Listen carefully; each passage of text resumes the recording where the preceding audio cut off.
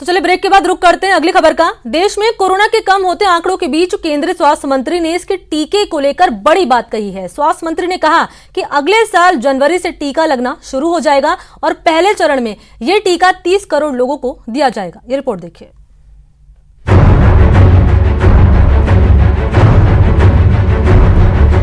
Corona काल में अब तक की सबसे अच्छी खबर केंद्रीय स्वास्थ्य मंत्री ने सुनाई है। ये खबर कोरोना के टीके को लेकर है, जिसके बारे में स्वास्थ्य मंत्री ने कहा है कि देश में अगले साल जनवरी से टीका लगना शुरू हो जाएगा। व्यक्तिगत तौर पर ऐसा समझता हूं कि शायद जनवरी के महीने में भी कभी किसी भी स्टेज पे किसी भी सप्ताह में ऐसा समय आ सकता है जब हम भारत के लोगों को पहला जो वैक्सीन का शॉट है वो देने की स्थिति में आ जाए। टीके को लेकर खबर देने के साथ ही स्वास्थ्य मंत्री ने कहा कि बुरा वक्त अब टल गया है और कोरोना से लड़ाई में देश सही दिशा में आगे बढ़ रहा है।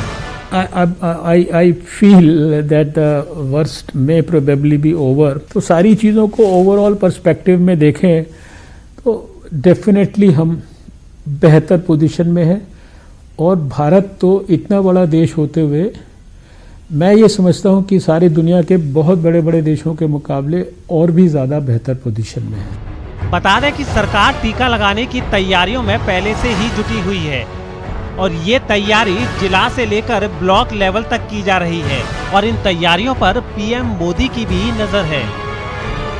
बहुत प्रकार के लेवल्स पर बहुत विस्तार से बहुत डिटेल में पिछले कई महीनों से सारे देश की सरकारों के साथ मिलकर काम चल रहा है और सबसे बड़ी खुशी की बात यह है, हम सबके लिए गर्व की और संतोष की कि हमारे आदरणीय प्रधानमंत्री स्वयं इन विषयों को रेगुलरली मॉनिटर करते हैं।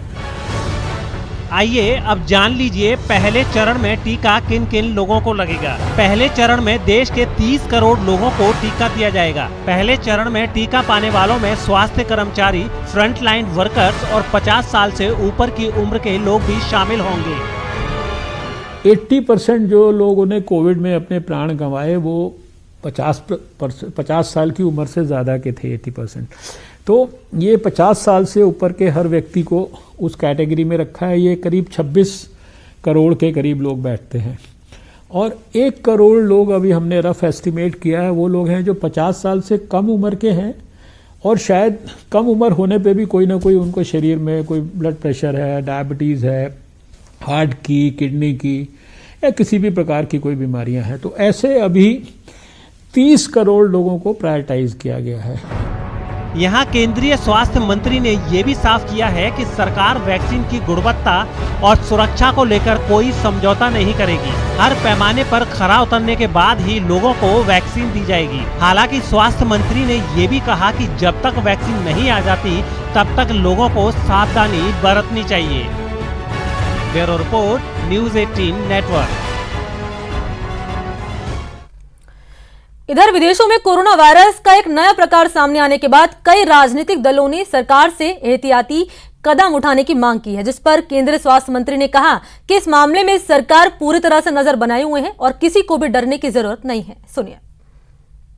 मैं सिर्फ आपसे सबसे ये कहूँगा कि अभी ये सब इमेजिनरी सिचुएशंस, इमेजिनरी बातें, इमेजिनरी पैनिक, इन सब के अंदर आप अपने आप को मत उलझाइए।